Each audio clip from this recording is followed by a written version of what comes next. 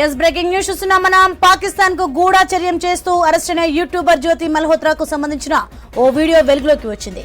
ఆమె పాకిస్తాన్ లో పర్యటించే సమయంలో స్కాటిష్ యూట్యూబర్ క్యాలమ్ మిల్ సైతం తన పర్యటనలో భాగంగా పలు వీడియోలు చిత్రీకరించి సోషల్ మీడియాలో అప్లోడ్ చేశారు.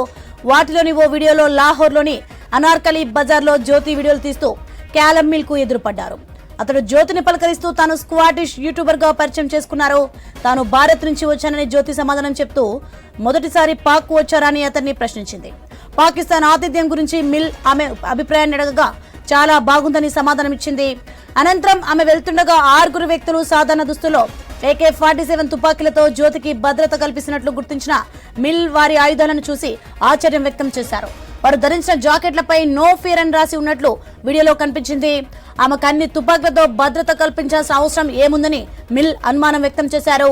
వీడియోలో ఆమె చుట్టూ మరికొంతమంది పర్యాటకులు ఉండడంతో సాయుధులు ఆమెకు మాత్రమే భద్రత కల్పించారా లేదా ఆమెతో ఉన్న బృందం మొత్తానికి భద్రత కల్పించారా అనే విషయంపై స్పష్టత రావాల్సి ఉంది.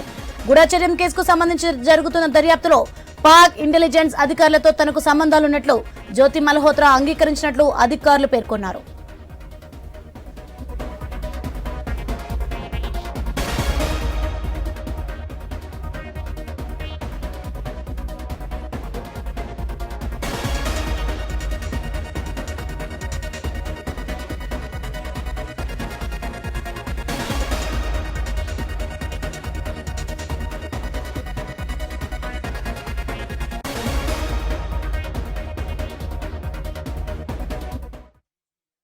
మనకి ఐన్యూస్ ఎక్స్క్లూజివ్ లో మనం చూస్తున్నాం. పాకిస్తాన్ కు గూఢచర్యం చేస్తూ అరెస్ట్ అయిన యూట్యూబర్ జ్యోతి మల్హోత్రాకు సంబంధించిన ఓ వీడియో వెలుగులోకి వచ్చింది.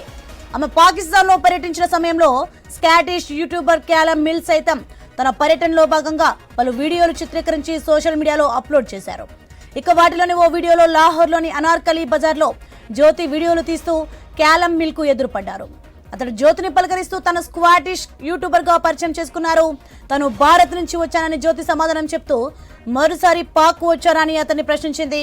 పాకిస్తాన్ ఆతిథ్యం గురించి మిల్ ఆమె అభిప్రాయాన్ని అడగగా చాలా బాగుందని సమాధానం ఇచ్చింది.